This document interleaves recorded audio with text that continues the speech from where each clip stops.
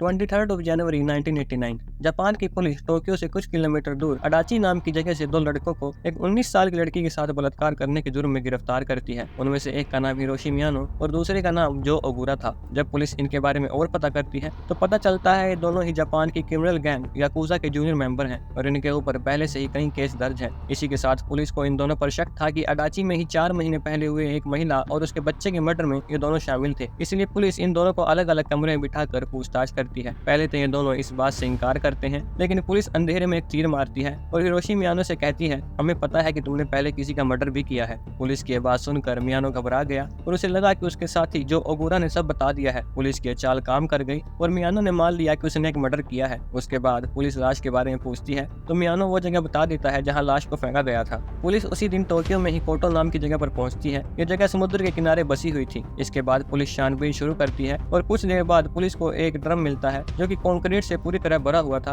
और उस ड्रम में से बड़ी अजीब सी स्मेल आ रही थी। उसके बाद पुलिस एक क्रेन की सहायता से उस ड्रम को उठा के ले जाती है। फिर जब उस ड्रम को तोड़ा गया तो उस ड्रम में से एक लड़की की लाश निकली। लाश बहुत बुरी तरह से सड़ चुकी थी और उसका चेहरा पहचानना नामुमकिन था। फिर पुलिस उसके फिंगरप्रिंट से उसे पहचानने की कोशिश करती है। जब लाश की पहचान सामने आती है तो पुलिस भी दंग रह जाती है, क्योंकि वो लाश उस औरत की नहीं थी जिसके बारे में पुलिस पूछताछ कर रही थी, बल्कि वो लाश जुनको फुरुता की थी। पुलिस को अनजाने में ही जुनको फुरुता के बारे में पता चला और पुलिस ने लाश को पोस्टमार्टम के लिए भेज दिया और इस केस के बारे में हिरोशी मियानो और जो ओगुरा से पूछताछ की। फिर उन दोनों ने जो भी बताया उसने पूरे जापान को हिलाकर रख दिया। जुनको फुरुता का जन्म 18 जनवरी 1971 को जापान के एक शहर मिसातो साइतामा में हुआ था। जुनको 17 साल की एक होनहार लड़की थी। वो शुरू से ही पढ़ने लिखने में बहुत ज्यादा होशियार थी और वहीं मिसातो में ही याशियो मिनामी हाई स्कूल की स्टूडेंट थी। जुनको फुरुता पढ़ लिख कर कुछ बड़ा करना चाहती थी, इसलिए उसका पूरा ध्यान हमेशा पढ़ाई में ही रहता था। अपनी क्लास की वो सबसे ब्राइट स्टूडेंट थी, जिसकी वजह से वो पूरे स्कूल में बहुत ज्यादा पॉपुलर थी। अक्टूबर 1988 से जुनको स्कूल के बाद एक प्लास्टिक मोल्डिंग फैक्ट्री में पार्ट टाइम जॉब भी करने लगी थी।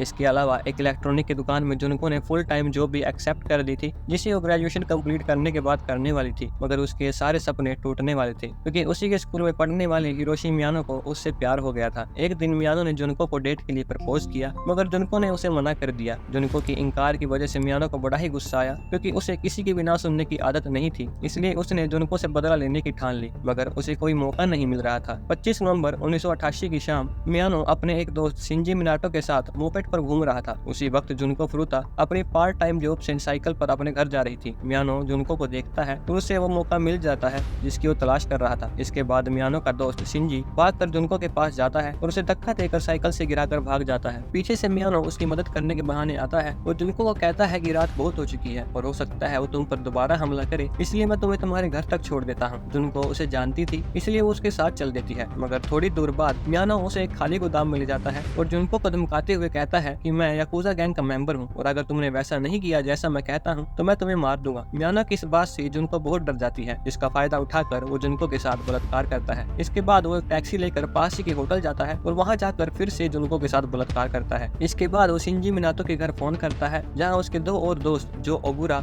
और याशुशी वतनाबे भी मौजूद थे और उसने जो भी जुनको के साथ किया उसे बड़ी शान से बताता है। मियानो की बात सुनने के बाद उसके दोस्त उसे कहते हैं कि वो अभी जुनको को ना छोड़े। इसके बाद अगले दिन मियानो जुनको को एक पार्क में लेकर जाता है, जहाँ उसके तीनों दोस्त उसका इंतजार कर रहे थे। जब जुनको वहाँ पहुंची तो उन्होंने भी उसे बहुत डराया और कहा कि अगर तुमने भागने की कोशिश की तो हमारी गैंग के मेंबर तुम्हारी पूरी फैमिली को मार डालेंगे। इसके बाद वो जुनको को शिंजी मिनातो के घर लेकर जाते हैं और उसका गैंग रेप करते हैं। जिस घर में उन्होंने जुनको को रखा था अब वो उनकी अय्याशी का अड्डा बन गया था। घर में अब याकुजा गैंग के मेंबर्स का आना जाना शुरू हो गया था। जब भी कोई आता वो जुनको के साथ बलात्कार करता। जब मिनाटो के माँ बाप घर पर होते तो वो जुनको को मिनाटो की गर्लफ्रेंड की तरह पेश आने को कहते, मगर कुछ समय बाद मिनाटो के माँ बाप को सब पता चल गया था, मगर वो चुप रहे क्योंकि वो अपने बेटे से बहुत ज्यादा डरते थे। एक हफ्ता बीत चुका था और जुनको के साथ 100 से भी ज्यादा बार बलात्कार हो चुका था। वो लोग उसे ढंग का खाना भी नहीं देते थे और न ही पानी। उसे बिना कपड़ों के ही रखा जाता था और याकुजा गैंग के जितने भी मेंबर आते थे उसे उनके सामने ऐसे ही लाया जाता था, फिर नचवाया जाता और बलात्कार किया जाता। उसे बहुत ज्यादा पीटा जाता, जबरदस्ती शराब पिलाई जाती और फिर एक साथ 3-3 सिगरेट पिलाई जाती। उसे बिना कपड़ों के ही बालकनी में खड़ा किया जाता। एक दिन जब जुनको भागने की कोशिश करती है तो मियानो उसे पकड़ लेता है, जिसके बाद उसे बहुत गुस्सा आता है और वो जुनको को बहुत बुरी तरह से पीटता है और सिगरेट जलाने वाले लाइटर के तेल को जुनको के पैरे में डालता है और थोड़ा थोड़ा जला देता है ताकि वो वहीं रहे। हर दिन उसके साथ बलात्कार किया जाता। एक ही दिन में 12 अलग अलग लोग उसका बलात्कार करते थे। उसे छत से बांधकर पंचिंग बैग की तरह यूज करते